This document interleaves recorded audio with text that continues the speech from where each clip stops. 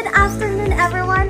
Welcome to our vlog. I am Fe Gomez, and this is Miss Lisa Oliva, and this is Miss Jovelyn Mabansag. We are your guide for today's vlog.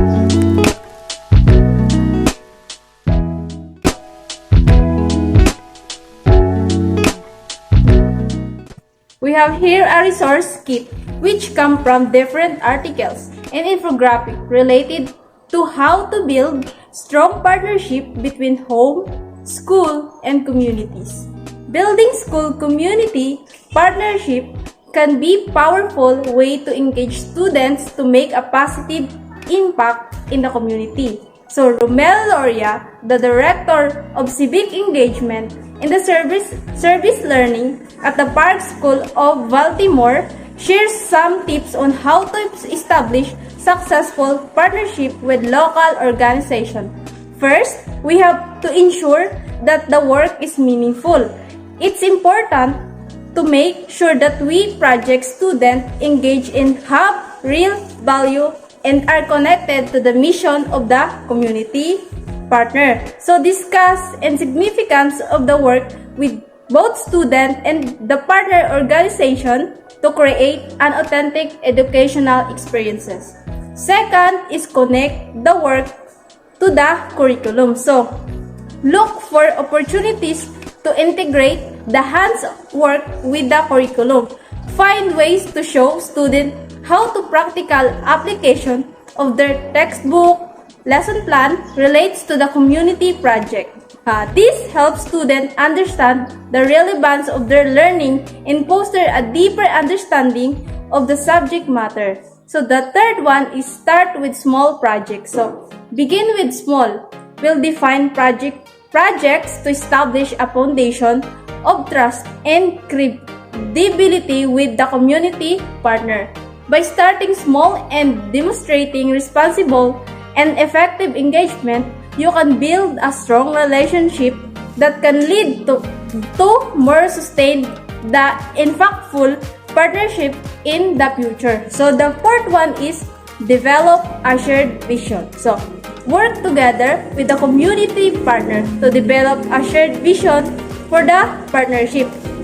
This vision should align with the partner's mission and also consider the well-being and academic outcomes of the student.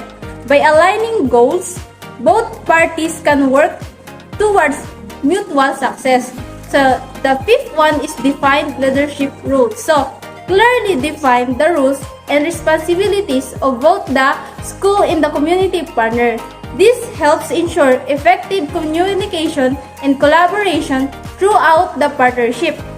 In some cases, a student can even take on leadership roles within the project, gaining valuable experiences and skills. So, the number 6 is acknowledge the educational role of community partners. Recognize the appreciate and educational role that community partners play in a student's learning. Although they may not be traditional teachers, they bring valuable knowledge and expertise to the table. To encourage partners to share their insight and experiences with students, enriching their learning experiences.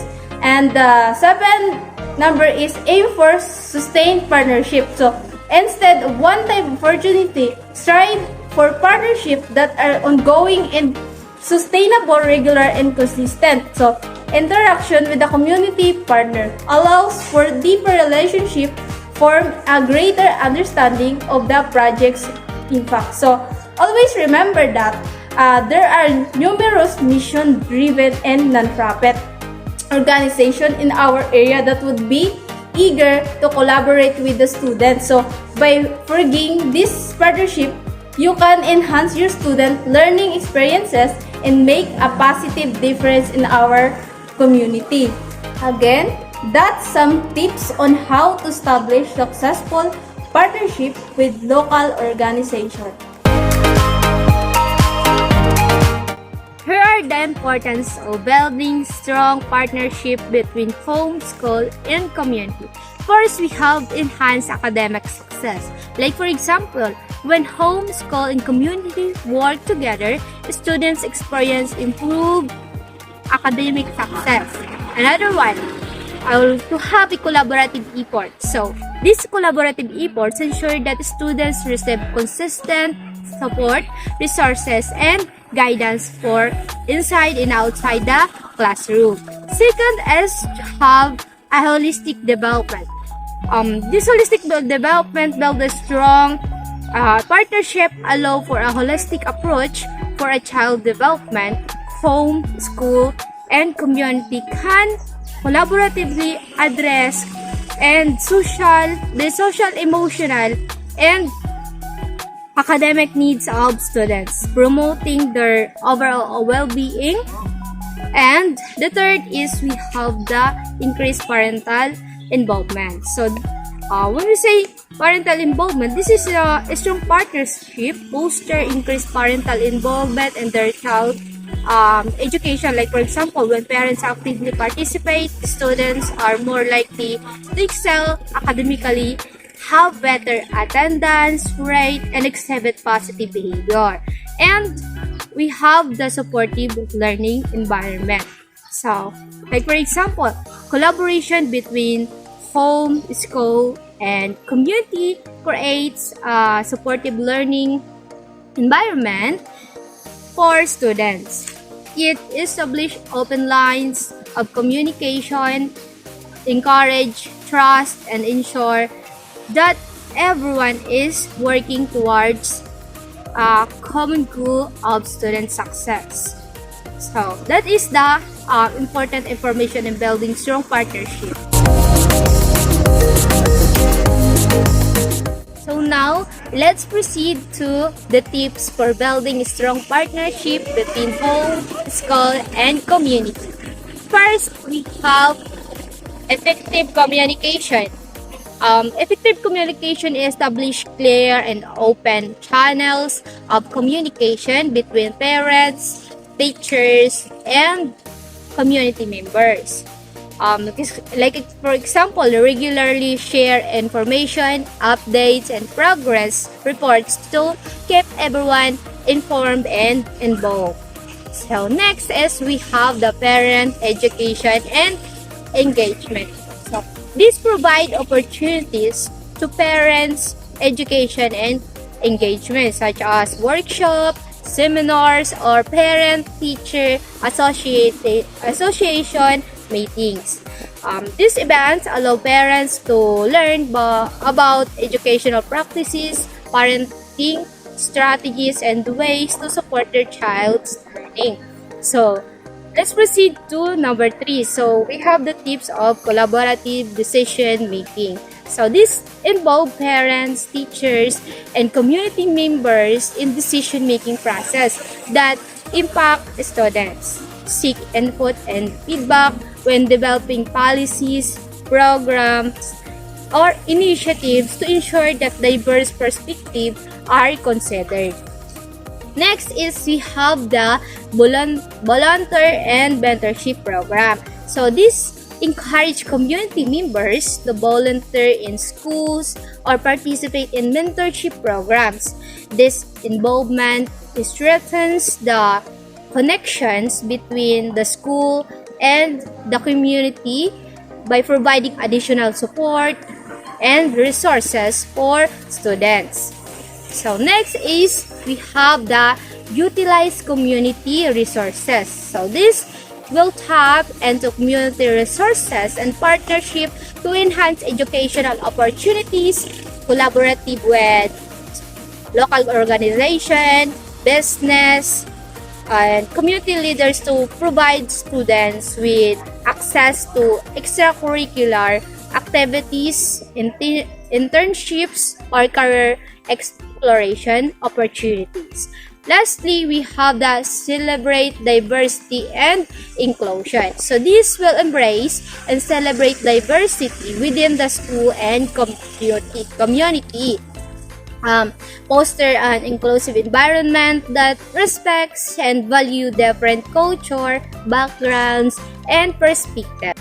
So, by implementing these tips and recognizing the importance of strong partnership, home, school, and community can work together to create a supportive and enriching educational experiences for students. So that's the importance, information, and tips for building partnership between home, school, and communities.